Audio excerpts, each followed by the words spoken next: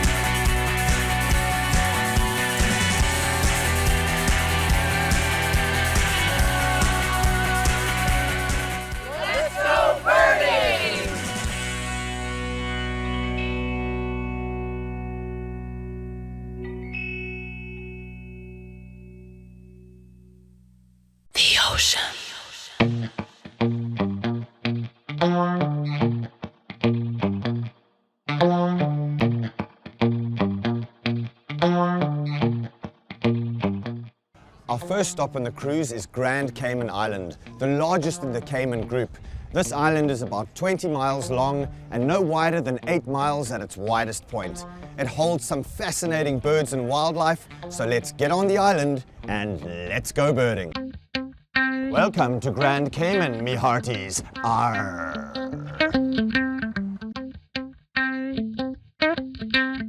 Grand Cayman is not only a great place for birding, but it's also a wonderful spot for Americans to brush up on their English. He hath founded it upon the seas. If you had to choose one single spot on Grand Cayman where you could see most of the island's birds, it would have to be the Queen Elizabeth Botanic Garden. This place has so many beautifully planted and landscaped trees, and it's a wonderful, wonderful spot to go birding. I can't believe how birdy this place is, Stu. So many birds around. Look at all the banana quits everywhere. Little banana quits all over the place. These are ubiquitous birds on Grand Cayman. You'll see them everywhere.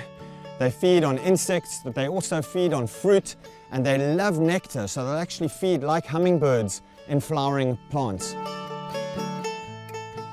We've got two Cuban bullfinches here, right in front of us, sitting in the sunlight, a male and a female. The male is very, very dark in color, and they're very readily identifiable by their white wing patches and their very, very heavy-set bills. Oh, look, West Indian woodpecker, right at the top of the tree. Very, very big woodpecker. And this Grand Cayman subspecies looks very different to the nominate race of West Indian woodpecker, which has a black line behind the eye. And this subspecies does not have that black line behind the eye. I'm looking at a female right now, and she's identifiable by the fact that her red crown only starts halfway back on the head, whereas the male has the red crown going all the way to the front of the head. This is very awesome. We've got a vitelline warbler calling right above us in this tree. This is really, really great. This is a near endemic. This bird calling behind us and around us here is the vitelline warbler, only found on the Cayman Islands and also an isolated population on the Swan Islands. And this is the only place that this bird is found on Earth.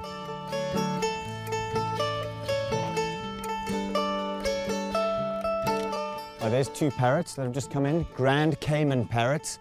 This is a subspecies of the rose-throated Amazon, otherwise called the Cuban parrot.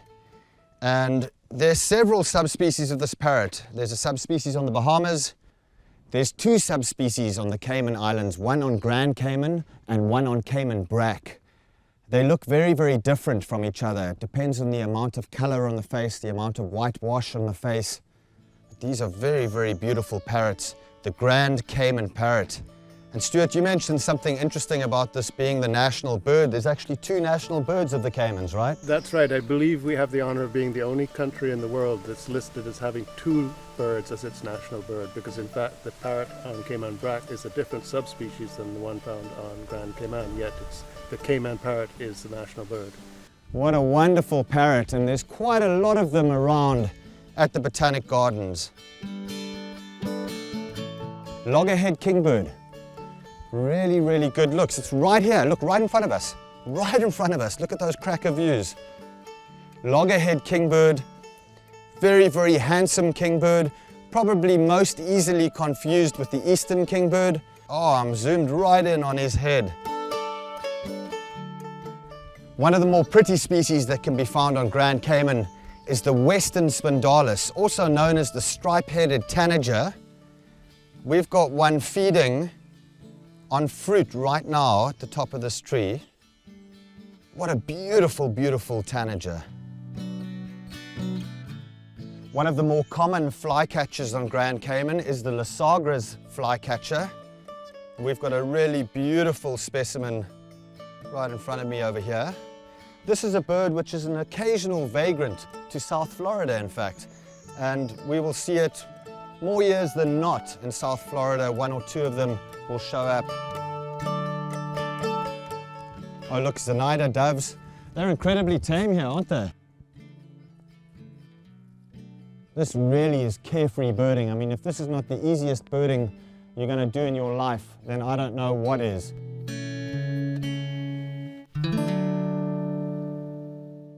At Bel Air Park, just outside Georgetown in Grand Cayman, one can get incredibly close-up views of a vulnerable species called the West Indian whistling duck.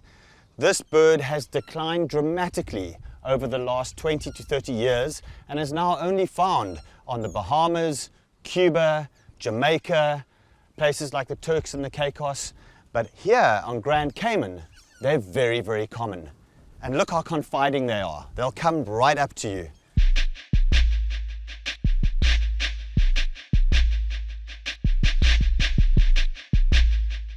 This is the endemic blue iguana of Grand Cayman Island. And it's incredible to think that in 2001, there were fewer than 20 of these left in the wild on planet Earth.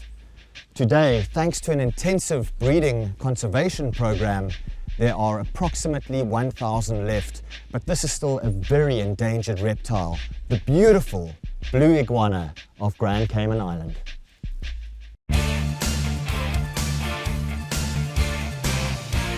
This Birding from the Edge segment is brought to you by Nikon, manufacturers of the Edge line of optics.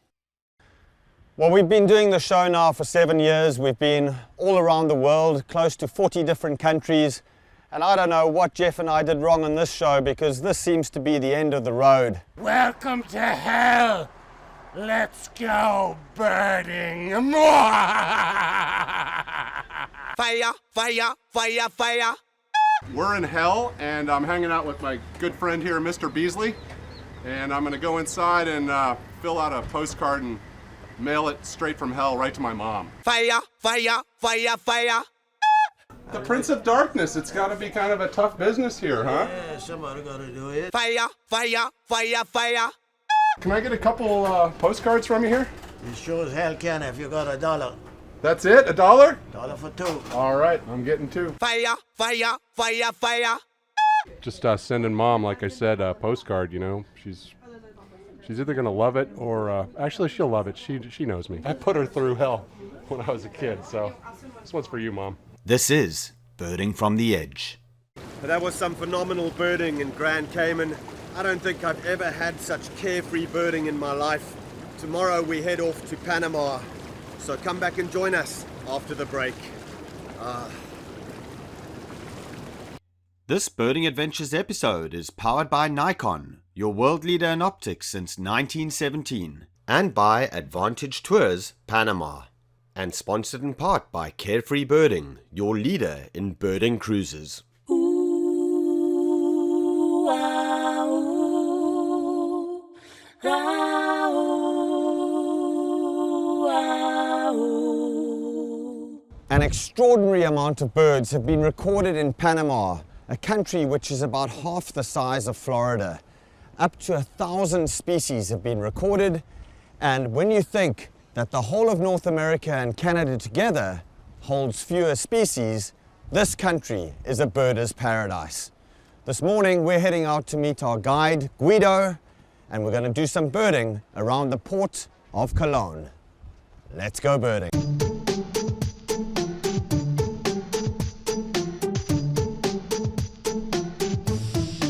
Guido's got a great surprise for all of us. He's promised us to see a rufous-vented ground cuckoo this morning. So we're very, very happy. This morning? Plain coloured tanager, I think.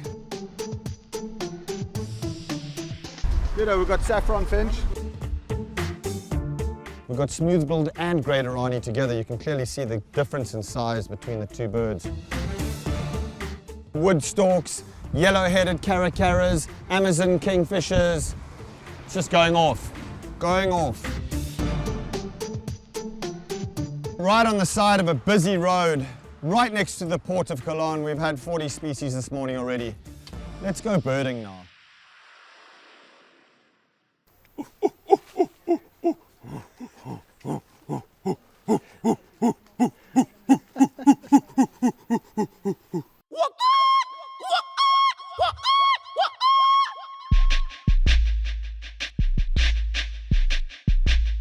Got mantled howler monkeys in the trees here. We've got a mom and a little baby. Very beautiful. They've always got these grumpy like faces, like really cute. This is San Lorenzo National Park, just outside Cologne, a very productive birding site. In fact, this area holds the record for the highest Christmas bird count in Panama, 370 odd species recorded in a single day. It's quite a staggering amount of birds. We have the cocoa wood creeper creeping up behind this trunk here. We have the orioles calling in the background, the yellow-backed orioles.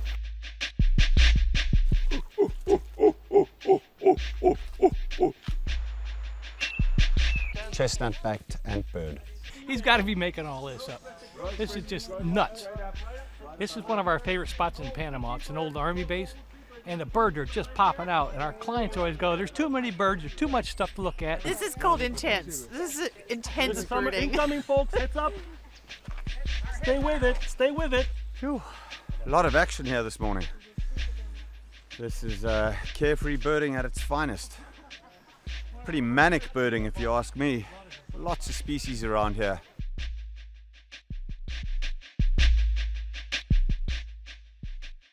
One of the most beautiful of all the wren species is the bay wren. This is a medium to large size wren. So stunningly beautiful with that bright rufous red color, those nice patterns on the breast. And males and females will duet together. They'll actually call to each other in the forest, and they've got this really sort of chattering call.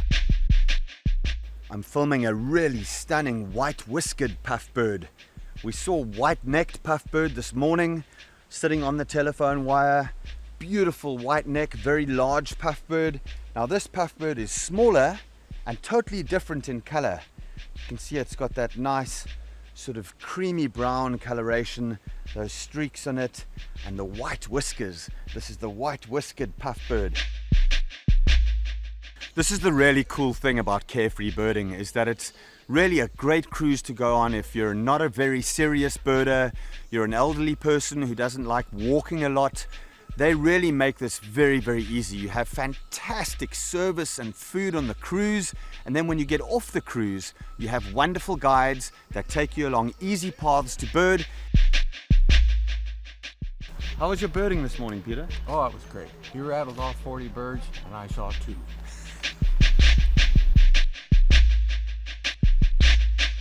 This Birding Adventures episode is powered by Nikon, your world leader in optics since 1917, and sponsored in part by Carefree Birding, your leader in birding cruises, and by Hobie Mirage Drive Kayaks. Enjoy nature effortlessly. We've just had a fantastic day's birding in Panama, and we're on our way to Cartagena, Colombia. I've met up with my fellow South African Buyiswa on the ship, and she's giving me a facial today to get me ready not only for my golden bird of Colombia, but also the beautiful women of Cartagena. Let's go birding! Yeah!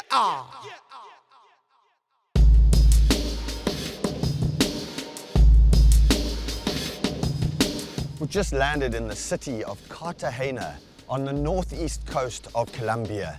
Colombia holds almost 20% of the world's bird species. And this morning we're heading out about 45 minutes out of the city to a little farm. And there we're going to go and look for some of these special birds. Let's go birding.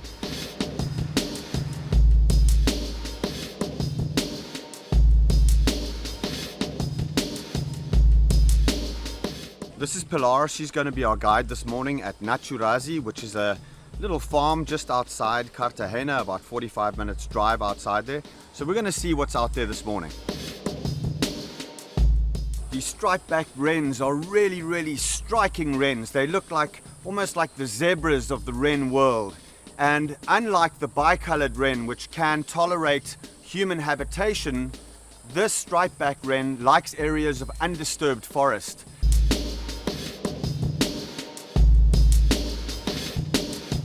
Two of the most striking small water birds found in these marshlands are the white-headed marsh tyrant, which is a black bird with a striking white cap, and then a very similar bird is the pied water tyrant, and that's also in these marshlands. This is a bird with a white body and black wings, both very striking, and they'll sit prominently on little twigs and they'll sally forth and hawk insects. This is the only traffic you're going to see around here is cattle traffic. A couple of guys on horses. Hello, amigo. There are two species of ibis that are regularly found in the wetlands here. The one is the bare-faced ibis, which is readily identifiable by the red skin around its face, and the other similar-looking bird is the glossy ibis. We've got bare-faced ibis over here. It looks as though they're fighting, or actually no, they're mating. We've got bare-faced ibises mating. You can see how the male's trying to get on top of the female, jumping up, and they're doing this kind of bouncing mating display where they're jumping up and down. Oh, now he's actually mating with her now. He's not the most gentle of lovers, the bare-faced ibis. This Birding Adventures episode is powered by Nikon, your world leader in optics since 1917, and by pelagic polarized sunglasses. La revolución.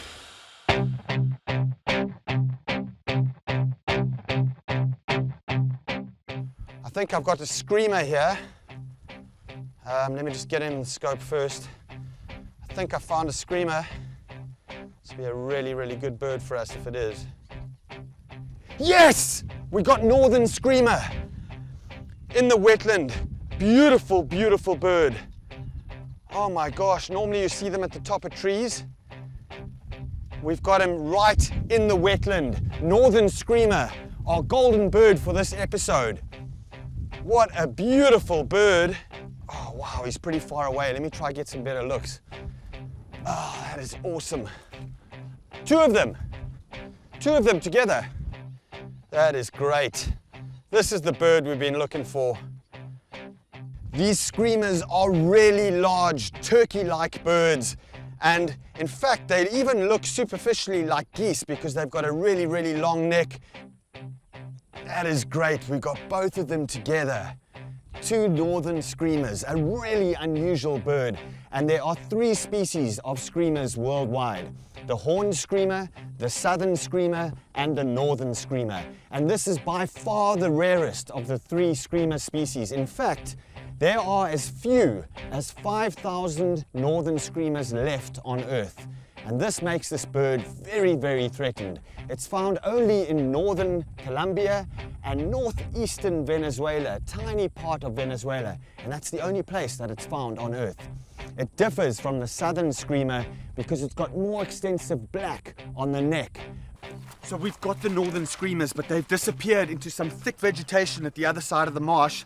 So the guys here on the farm have organized some horses for us we're going to get on here and see if we can take these horses through the marshland and try and get the northern screamers on the other side. Okay. Perfecto. There. Great. Let's go. Come on. Let's go.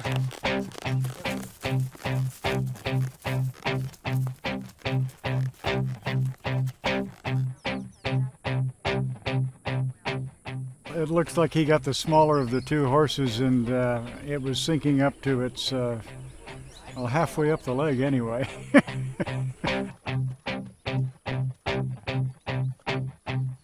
Even though he is a wild man, he does get some good stuff, so that's fine.